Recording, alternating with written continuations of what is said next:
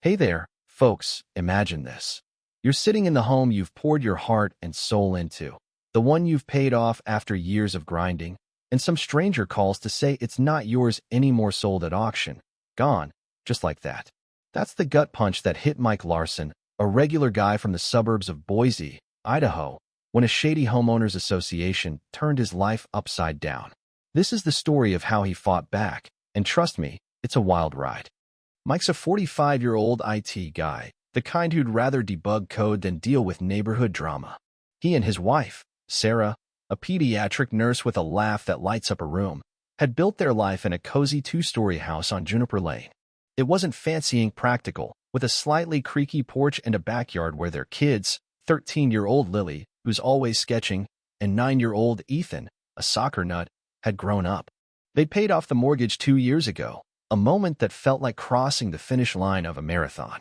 That house wasn't just bricks and mortar. It was birthday parties, late-night talks, and walls scribbled with crayon masterpieces. Their neighborhood, a quiet mix of older homes, felt like a Havana cookie-cutter mansions, no overzealous HOAs, or so they thought. Then, one random Thursday, Mike's in his home office, half lost in a spreadsheet, when his phone buzzes. He almost ignores it, but something makes him pick up. "Hello, Mr. Larson? This is Greg Turner," a smooth voice says.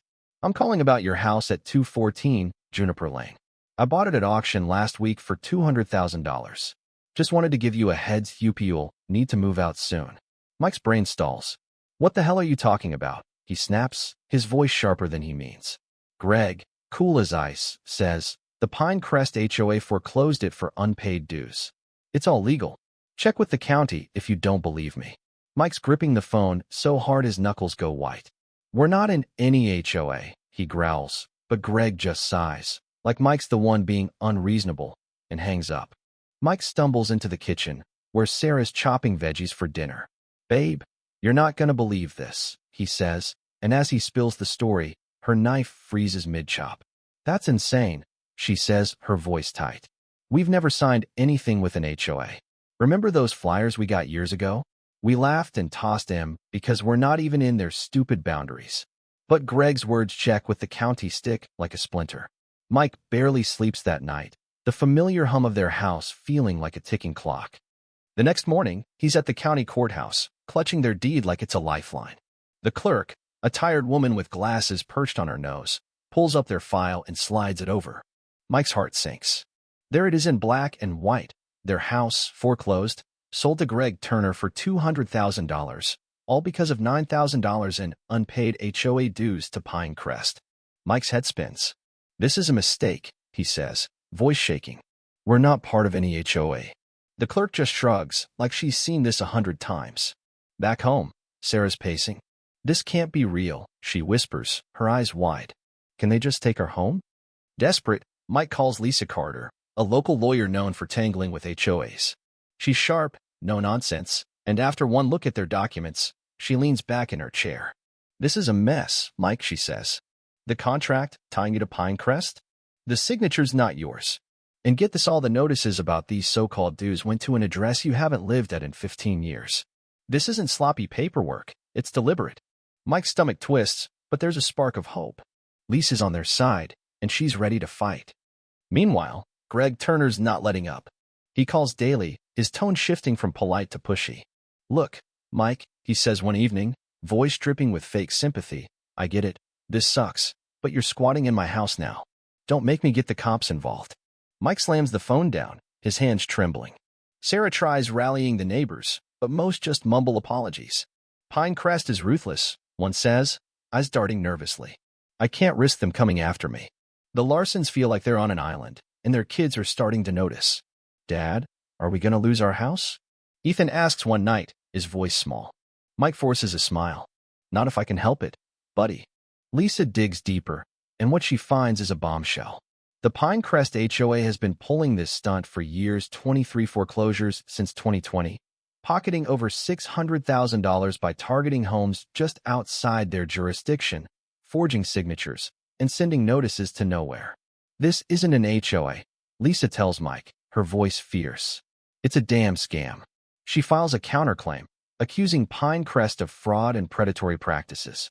But she warns them, This'll be a slog. They've got money, lawyers, and no shame. The courtroom feels like a pressure cooker when the trial starts. Mike and Sarah sit rigid, holding hands, as Lisa lays out their case.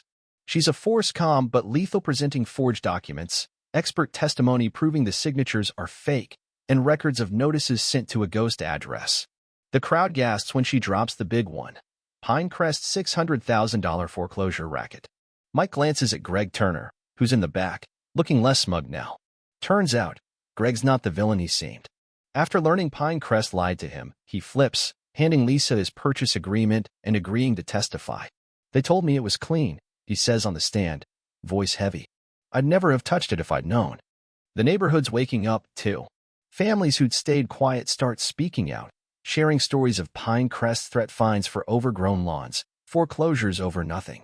One neighbor, Mrs. Jenkins, a retiree with a spine of steel, tells the court how Pinecrest tried to fine her $5,000 for a fence they later admitted wasn't even on their land. The media catches wind, and suddenly, Pinecrest president, Karen Walsh, a woman with a fake smile and an iron grip, is under fire. Her emails, leaked by a disgruntled board member, show she greenlit the Larsons' foreclosure, calling it easy money. The final hearing is electric. Pinecrest lawyers, a slick team in tailored suits, claim they followed protocol, but Lisa tears them apart. If by protocol you mean lying, forging, and stealing, she says, voice cutting like a blade, then sure, you're model citizens. When Greg testifies, admitting he was duped, the judge, a grizzled guy who's seen it all, leans forward, glaring at Pinecrest's team. How does this happen under your watch? He demands. Karen Walsh fidgets, her polished facade cracking. The judge's ruling hits like thunder. The foreclosure is null and void, he declares. The Larsons' home is theirs. Mike lets out a breath he didn't know he was holding, and Sarah's tears are the happy kind. Pinecrest is ordered to pay $60,000 for legal fees, $200,000 for emotional distress, and a whopping $700,000 fine for systemic fraud, funds earmarked to investigate other victims. The courtroom buzzes as Karen Walsh storms out, her empire crumbling. Back home, the Larsons breathe easy for the first time in months. They use the money to fix up the house, see a new kitchen for Sarah, a treehouse for the kids, and set up college funds for Lily and Ethan. But Mike's not done. He starts hosting neighborhood meetings, teaching folks how to spot HOA scams. The community pushes to dissolve Pinecrest entirely, and lawmakers in Boise start drafting bills to rein in rogue HOAs. The Larsons' fight becomes a rallying cry, splashed across news outlets, sparking debates about power and fairness. One evening, Mike's on the porch, watching the sunset paint the sky orange. The house feels different now, stronger, like it's been through a war and won. He thinks about Karen Walsh, who resigned in disgrace, and wonders if she ever felt a shred of guilt. Maybe she did, maybe not. What lingers is the question: how many other families are out there, fighting battles like this, thinking they're alone? So, what do you think? Was Pinecrest just a rotten apple, or are HOAs a broken system? Drop a comment. Share your stories, I want to hear them. If this hit home, give it a like, share it with someone who needs to know, and let's keep the conversation going. This is about more than one house site. It's about standing up when the odds are stacked against you.